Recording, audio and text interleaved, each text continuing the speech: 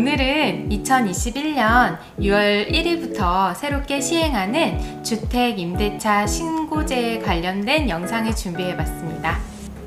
국토교통부에서는 오는 6월 1일부터 부동산 거래 신고 등에 관한 법률 하위 개정안인 주택임대차 신고제를 시행한다고 발표했는데요. 그 목적은 임대차 당사자가 계약 기간, 임대료 등의 계약 내용을 신고하도록 해서 임대차 시장 정보를 투명하게 공개하고 임차인의 권리를 보호하기 위해 도입되는 제도라고 합니다.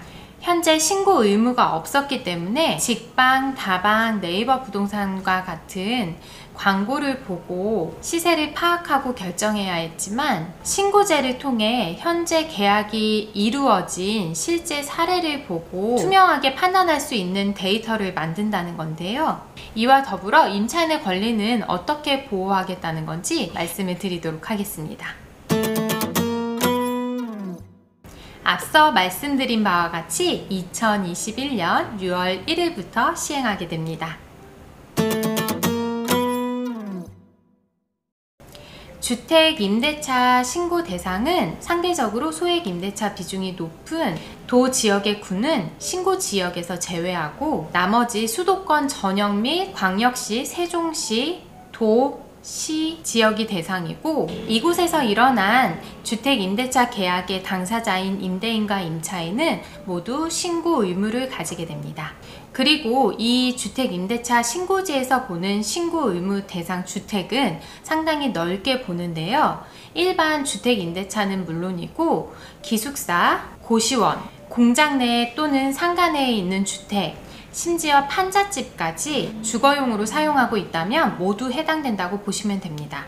그리고 임대차 보증금과 월세의 하한선도 규정하고 있는데요. 보증금은 소액 보증금인 6천만 원을 초과하거나 월세 30만 원을 초과하는 임대차 계약은 모두 해당이 됩니다. 여기서 잠시 알아두면 쓸데있는 부동산 상식! 소액 보증금인 6천만 원이 기준이 된 이유가 뭘까요? 소액 보증금이란 법에서 정한 일정 금액 이하의 보증금을 보호하기 위해 만든 제도로 경매로 넘어가게 되었을 때 최우선 변제를 받을 수 있는 임차 보증금을 말합니다. 이 소액 보증금을 인정받기 위해서는 인도, 즉 거주하고 주민등록, 즉 전입신고를 하게 되면 대항력이 생겨 인정받을 수 있습니다. 참고로 확정일자는 소액보증금의 요건은 아닙니다. 소액보증금은 지역마다 차이가 있습니다. 함께 보시면 서울은 1억 5천만 원 이하, 서울을 제외한 과밀 억제 권역, 세종특별자치시, 용인, 화성, 김포는 1억 3천만 원 이하, 앞서 거론한 지역을 제외한 광역시, 안산, 광주, 파주, 이천, 제가 있는 평택은 이번에 올라갔죠? 7천만 원 이하, 그 밖의 지역은 6천만 원 이하의 보증금은 소액 보증금에 해당됩니다. 앞서 최우선 변제를 받을 수 있다고 말씀드렸는데요. 소액 보증금에 해당되더라도 보증금 전액을 최우선 변제받을 수는 없습니다. 지역마다 차이가 있는데요. 함께 보시죠. 최우선 변제받는 금액은 서울은 5천만 원, 서울을 제외한 과밀억제 권역, 세종특별자치시, 화성, 용인, 김포는 4,300만 원, 앞서 거론한 지역을 제외하고 광역시, 안산, 광주, 파주, 이천, 평택은 2,300만 원, 그 밖의 지역은 2천만 원 이하입니다. 사회 초년생이라면 어려운 용어라기보다는 평소에 쓰지 않는 생소한 용어다 보니까 제가 예를 들어서 말해 볼게요. 평택시에서 차인이가 대인 원룸을 보증금 500만 원, 월 50만 원의 임대차 계약을 체결하고 거주 중이면서 전입신고까지 마쳤습니다. 그런데 이 집의 선순위, 그러니까 차인이보다 먼저 돈을 빌려주고 저당권을 설정한 은행에서 원리금을 상환하기로 해놓고 상환하지 않자 경매에 집이 넘어가게 되었습니다. 이때 차인이는 500만 원은 소액보증금이면서 요건을 충족하였기 때문에 은행보다 먼저 500만 원을 변제, 그러니까 돌려받을 수 있습니다. 다른 예를 들어볼게요. 이번에는 차인이보다 먼저 저당권 설정을 한 1순위 은행이 있고, 이 집을 차인이는 보증금 3천만 원에 월세 30만 원의 임대차 계약을 체결하고 전입신고와 거주를 완료했습니다. 마찬가지로 상황은 이 1순위 저당권에 의해서 경매의 집이 넘어가게 됐고, 차인이는 보증금 3천만 원을 받아야 합니다. 일단 거주와 전입신고라는 요건을 충족을 했고 3천만 원이면 평택시 소액보증금 기준인 7천만 원 이하에 해당하는 보증금이기 때문에 최우선으로 변제를 받게 됩니다. 그러나 3천만 원 전액이 아니라 2,300만 원을 받게 되죠. 그리고 주민센터에서 확정일자를 받은 차인이는 나머지 700만 원은 배당금에서 나보다 먼저 선순위에게 변제가 이루어지고 선순위의 변제를 마치고 남은 금액에서 돌려받게 되죠.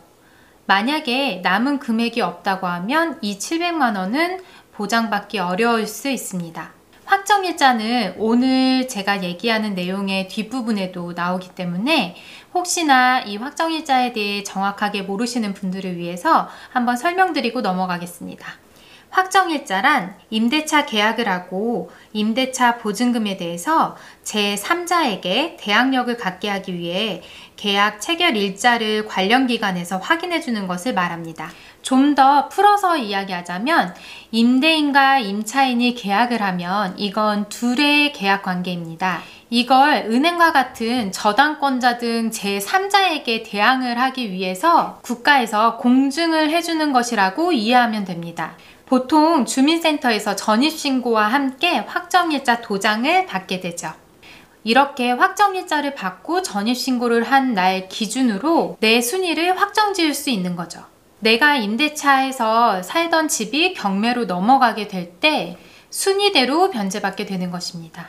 실은 지금 제가 매우 간단하게 설명을 하려고 노력을 하다 보니 이 상황에서도 여러 가지 다른 내용들이 일어날 수 있지만 오늘의 핵심을 위해 간단하게 설명해 봤습니다. 이상 어려운 내용은 아니었지만 알면 도움되는 부동산 상식이었습니다. 자, 그럼 다시 임대차 신고제 내용으로 돌아가 보겠습니다. 신고 항목은 임대인과 임차인의 인적사항, 주소, 면적 등 임대 목적물, 즉 내가 계약한 집의 정보, 임대료, 계약 기간, 계약 체결일 등 일반적인 임대차 내용이 들어가게 됩니다. 그리고 임대차 기간이 지나서 갱신이 된 경우에도 신고 대상이 되는데요. 종전 임대료와 계약 갱신 요구권 행사 여부도 신고해야 됩니다. 만약 갱신 계약이 종전 계약과 임대료가 동일하다면 신고하지 않아도 됩니다. 신고 방법은 계약 당사자가 공동으로 신고하는 것이 원칙이지만 편의를 위해 임대인과 임차인 모두의 서명 또는 날인이 들어간 계약서를 첨부해서 일방이 신고를 하게 되면 공동으로 신고한 것으로 봐줍니다. 보통 임차인이 전입신고를 하기 때문에 전입신고와 함께 주택임대차 신고도 이루어지겠죠. 이렇게 일방이 신고하게 되면 다른 일방에게는 문자로 신고가 되었다고 통보가 가게 됩니다. 사실 임대차 신고라는 하나의 절차가 더 생기는 거기 때문에 번거롭게 생각될 수 있는데요. 그래서 전입신고를 하면서 임대차 계약서를 첨부하게 되면 주택임대차 계약 신고를 한 것으로 봐줍니다. 또한 비대면 온라인 신고도 가능하기 때문에 편리하겠죠. 계약서를 휴대폰 사진으로 찍어서 파일로 첨부하게 되면 손쉽게 신고가 가능합니다. 그리고 확정일자를 받기 위해서는 주민센터가 운영하는 평일 시간에 일부러 시간을 내서 방문을 해야만 했었는데요. 임대차 신고를 할 때 계약서를 첨부하게 되면 그 날짜로 확정일자를 부여받은 것으로 봅니다. 그래서 맨 앞에서 말씀드렸던 임차인의 권리를 보호할 수 있다는 목적을 밝힌 거죠. 주말에 계약을 하거나 입주를 하는 경우에는 당일에 확정일자를 받을 수가 없거나 관할 주민센터를 찾아야 되는 번거로움에서 간편하고 편리하게 권리를 보호받을 수 있다는 점은 환영입니다. 그리고 주택임대차 신고는 위임을 받아 대리신고도 가능한데요. 주민센터에 제가 문의해 본 결과 계약 당사자 중 한 사람의 신분증, 도장, 그리고 대리인의 신분증을 가지고 주민센터에 방문하면 대리신고도 가능합니다. 만약 임대차 계약을 하고도 신고를 하지 않으면 과태료를 부과합니다. 신고를 아예 하지 않거나 거짓으로 신고한 경우 100만 원 이하의 과태료를 부과받을 수 있습니다. 하지만 6월 1일부터 바로 부과하지는 않고 계도 기간을 줍니다. 2021년 6월 1일부터 2022년 5월 31일 1년 동안은 과태료를 부과하지 않는 계도 기간을 줘서 국민들의 적응 기간을 준다고 합니다. 그리고 주택임대차 신고제를 통해서 확보된 데이터는 11월부터 공개할 예정이라고 하고요. 사실 단기 계약이나 갱신 계약 등 확정일자를 받지 않는 경향이 있었던 계약들도 보증금 보호가 강화될 것으로 예상한다는 것은 동의합니다. 그런데 이렇게 신고된 데이터가 어떤 효과를 가져올지 사실 저는 아직 잘 모르겠습니다. 시장 가격에 의해 공실이 길어지면 월세가 내려가고 찾는 사람들이 많아져서 공실이 없으면 그만큼 월세가 좀 더 올라가는 데다가 이미 직방다방과 같은 시세 파악이 수월한 플랫폼이 있는 상황에서 정부가 원하는 대로 이 데이터로 인해 거래의 편의성을 가지고 올 수 있을지, 임대료 규제를 위해 도입된 제도는 아니라고 하는데요. 혹시 세금을 어쨌든 전입신고와 확정일자까지 한 방에 해결이 가능하고 오프라인으로 주민센터에서 신고를 하거나 온라인으로 비대면으로 때와 장소를 가리지 않고 신고가 가능하다는 점은 상당히 편리하겠네요. 마지막으로 2021년 6월 1일 임대차 신고제가 시행하는 이 날은 계약 체결일을 기준으로 합니다. 그러니까 예를 들어 5월 10일 날 계약을 체결하고 6월 10일 날 잔금 및 입주를 하는 날이라면 신고하지 않아도 됩니다. 이번 영상에서는 주택임대차 신고제에 대해서 찍어봤는데요. 최대한 자세하고 쉽게 설명해 드리려고 노력했는데요. 제 영상이 도움이 되어서 주택임대차 신고에 어려움이 없기를 바라봅니다. 구독과 좋아요는 저에게 힘을 줍니다. 그럼 다음 영상에서 또 만나요. 감사합니다.